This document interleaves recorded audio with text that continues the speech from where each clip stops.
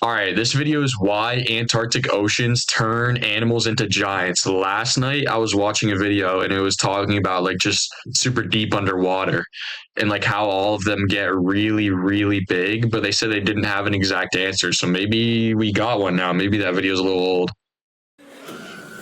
You're Hunt. Let's imagine you're lost in the Antarctic Ocean. And Hopefully I would never get lost in the Antarctic you Ocean. make the mistake of looking down into the water below you. You might think all you'd see are tiny fish or clouds of microscopic plankton, but what you actually find is much more terrifying. My. Spiders with leg spans longer than dogs are Bro, how do they even get down there? It's so cold. Wouldn't it be frozen? Wouldn't it be ice? crawling around on the seafloor. Jellyfish with tentacles longer than whales are slowly drifting by. And even the most normal-looking fish are now just abnormally gigantic. Oh my gosh. And yes, these guys are all real. As the freezing cold environment here has let evolution just go completely off the rails. What? This is the I've world never even heard of polar this. gigantism, a phenomenon that most people are totally unaware I've of. never heard of that word, polar giganticism. The tendency for species living in polar regions to be larger than relatives in warmer climates. That's interesting. Because it only happens in the coldest oceans on Earth. And you'd think in a place where everything's freezing and there's barely any food to survive, that most animals would get smaller and smaller to Yeah, because they would have no food to fuel themselves. Happens. All animals in this region turn into a sort of supersized variant of themselves, making small things big and big things huge. Whoa. So why is this effect even happening in the first place? To understand polar gigantism, let's take a look at the most blatant example of it, the colossal squid. Whoa, bro, that shit is huge. Because most people think that the colossal squid is a case of deep-sea gigantism, but it's actually not. Oh, so that's what he was talking about. Okay, so this is different than deep-sea gigantism. Found almost exclusively in the ocean surrounding Antarctica. Interesting, bro. Bro. Like, something's weird about that. I get that it's like just a circle of land, kind of, but like, what's past here? What's past here? I feel like maybe that's dumb, but what's past there? Swim in waters close to or even less than 0 degrees Celsius. Because of the salinity, the water won't actually... What the fuck? That's what starfish moving looks like? That's weird. ...at 0 degrees. But regardless, this is still insanely cold. And so, the squids had to adapt. See, colossal squids are actually a type of glass squid, which is a family named after a bunch of translucent squid. Wait, what's a glass squid? It translucent? That look like, well, glass. So why do colossal squids... I want to be translucent. ...look like anything but a glass squid? Well, this is the polar gigantism taking effect. In an environment this cold, being see-through isn't that useful. The colossal squid's body traded transparency for thick flesh that's much better for insulation. But it didn't actually give up stealth either. Their bodies have a reddish skin color, which will absorb any possible light from any bioluminescent prey instead of reflecting it. Which means you'll never see it coming. When you're this big, you don't really have any predators, besides the occasional sperm whale, so your body ends up being designed for sneaking up. Dang, look at that boy. If I saw that boy in the ocean, bro, I would swim away from that. Rather than sneaking away. But that still doesn't answer why the colossal squids are this huge in the first place. They kind of look delicious. The answer isn't in the food down there, but instead in the water itself. Cold water holds way more oxygen than warm water does, and for basically all Really? Why is that so? Because cold water, wouldn't the hydrogen H2O molecules be closer together? Because when it's cold, they get closer together, and that's what causes ice? Oh, because it's closer together, that means that there's more of it in general. The larger the body, the more oxygen their cells need to just stay alive. In warm waters, there just isn't enough oxygen in the water to support super large creatures. But when you live at 0 degrees, there's unlimited oxygen. So there's way more oxygen there. That's why at the beginning of Earth, dinosaurs were so big, because there was way more oxygen. Or I'm pretty sure that's either true or it's a theory. And because oxygen is everywhere, their limiter is broken.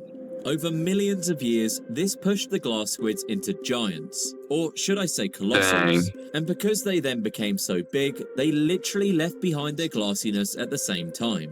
And That's since smart. I larger would do bodies that are better too. at storing heat and energy, There's almost no footage of adult colossal squids in their natural habitat. That's crazy. evolution literally forced these squids to get bigger and What does it mean there's almost no footage? Does that mean there is footage? bigger, or die.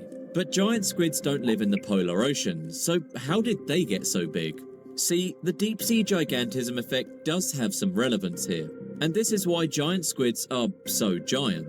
Colossal squids, on the other hand, live there's a difference between giant and colossal? I did not know that or pick up on that at first. even deeper than giant squids. So the deep sea gigantism also... Dang, they live even deeper? So colossal has to be bigger than giant, right?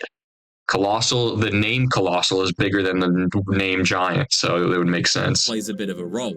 But they didn't get so big solely because of the deep, and most of it is because of the cold. Colossal squids are actually a rare case of double crossover gigantism, combining both polar and deep sea gigantism into making one really big creature. And this is likely why colossals are the largest invertebrates on Earth. And while not technically longer than the giant squid, they are much heavier, being over 1,000 pounds, which is... What? So I was right in my theory. My hypothesis was correct. The colossal squid is way crazier bigger. 1,200 pounds? That's like 12 of them. That's like 6 of me. double the weight of a giant squid. But this is just one case of polar gigantism. It doesn't necessarily prove that cold water is creating giants. But take a look at this guy. This is a normal sea spider that's found in a coral reef. These guys aren't actually real spiders. I've never since seen they're one of pink those organids, before. But these sea spiders are about 1 to 2 centimeters Dang. across. This is about the same size as your normal house spider. But find this same animal in the Antarctic Ocean, and it looks like this. This Is that a spider is crab? over 2 feet across and is the exact same family as the other tiny spider I just showed you. Really? So what's going on here? Well, Well, then how are the starfish not bigger? exact same rules that turned glass squids into colossals have forced these spiders to grow bigger. Cold water means more oxygen, and these guys literally breathe through their legs. You can already see how They breathe through their freakishly legs, bro. If I did that, there would be some weird shit going on. long they are. So that basically means a ton of oxygen I is don't want to coming think about breathing through my legs. I don't even want to think about that. That sounds uncomfortable. in. But what can they do now that they're so big? Well, unlike crabs or lobsters, giant sea spiders aren't brawlers, but they are predators. They creep across the seafloor on those massive legs, using them almost like stilts to step over sponges, corals, and starfish. They then often use their long proboscis like a straw, piercing something like a starfish and then sucking out its insides like a milkshake. But What? That's like a vampire even. So vampires are real, but they're different than we thought they looked like. again, this is the Antarctic Ocean, so the starfish are also giant. Oh, that is a star. The starfish do get bigger? What? That's a starfish, bro?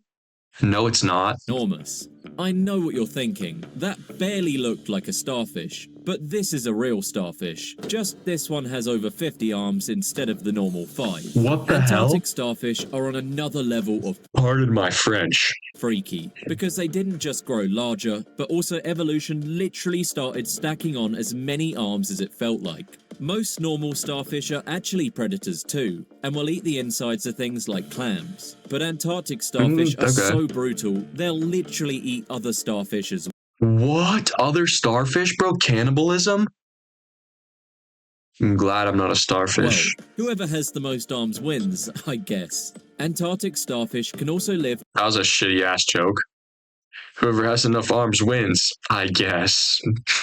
What was that? What was the need for that quip? over 40 years on average, which is way longer than the 5-year lifespan that warm water starfish have. And yes, this is polar gigantism at play that forced these cute creatures to develop into gigantic freaks. Funny enough, the effect of polar gigantism is so powerful that it's also created the longest animal on Earth, the lion's mane jellyfish. Compare this length to a blue whale, and you can see the lion's mane is notably longer. What?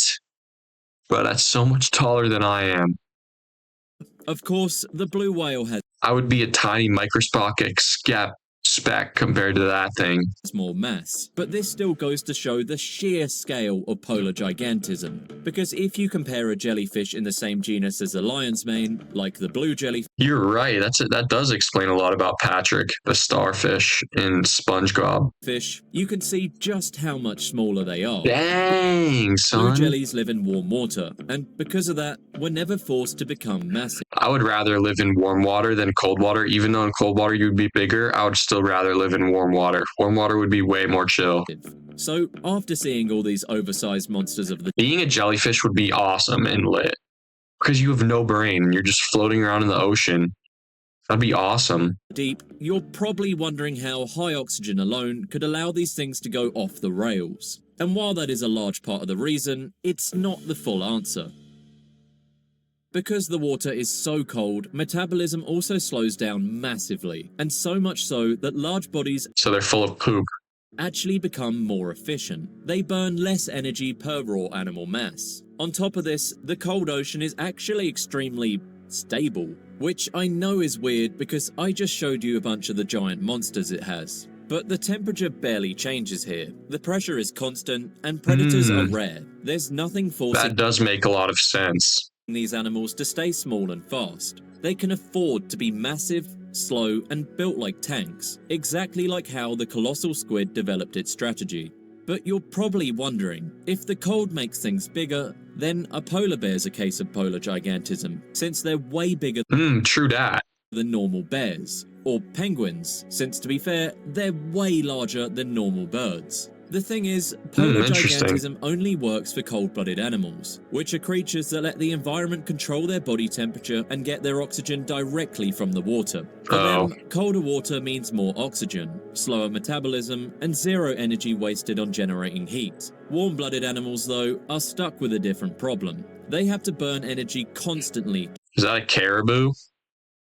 That reminds me of the Polar Express. Just to stay warm, no matter how cold the water or air gets. The bigger they get, the more calories they need, and in the polar region, there simply isn't enough food to support something that massive. Every extra pound of body mass comes with a huge metabolic cost, so even if they're not necessarily gigantic, why are they still big? This has to do with something called Bergmann's Rule. Bergmann Rule says that in all climates, warm-blooded animals do get bigger, but not because of oxygen. It's because larger bodies lose heat slower. That's why So I lose heat slower because I'm taller than normal. Polar bears are way bigger than other bears, and emperor penguins dwarf tropical birds. The extra body mass helps them hold on to warmth longer, like having a built-in Looks cute and huggable. But there's a limit. Being warm-blooded means you're constantly burning energy to stay alive, so getting too big becomes a massive liability. The bigger you are, the more food you need, and in the polar regions... Did y'all know that bears have the ability to, appreciate nature?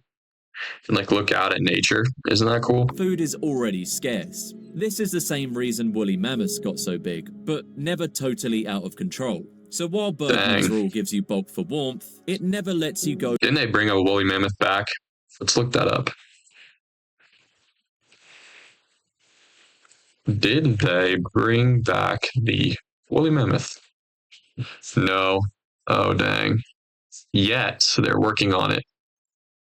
They did bring back the dire wolf, which is cool. Colossal squid mode that polar gigantism gives. On a much smaller scale, even plankton have their colossal versions. Antarctic copepods are basically the polar's gigantism version of plankton, and are nearly 10 times heavier than tropical copepods. For reference, most copepods are so small you can barely see them without a microscope, since they're usually not even a millimeter. Antarctic copepods can reach up to a centimeter long, big enough that 1 centimeter? How long is that? Is that like my finger?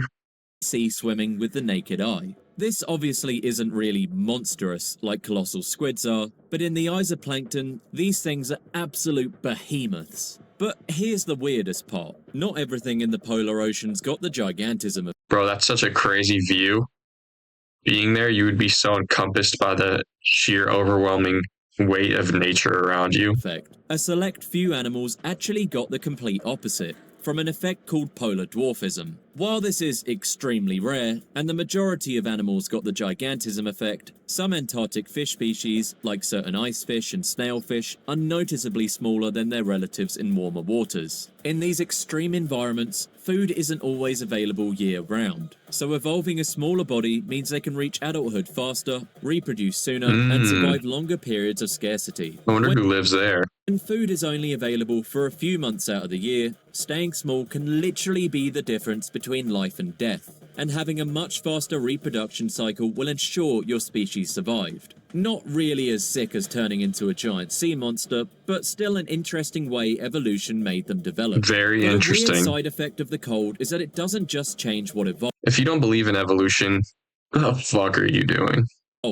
It changes how fast evolution itself occurs. In the polar ocean, everything runs in slow motion, which means chemical reactions slow, along with metabolism and reproduction. A single generation of some Antarctic animals can take decades to complete, since, as I mentioned, even starfish are now surviving decades instead of just a few years. This makes evolution take much longer, and it already takes millions of years. Many of these species are basically living fossils, almost identical to their ancestors that swam under the Antarctic ice tens of millions of years ago. Some sea spiders, urchins, and fish lineages have barely changed since before humans even existed. With no drastic seasons in the Antarctic, species here have stayed practically frozen in time for millions of years. The environment barely changes, so evolution never needed to either. Every creature here is fine-tuned for a world that's stable. He's furry and fuzzy, like a dog. Predictable and cold,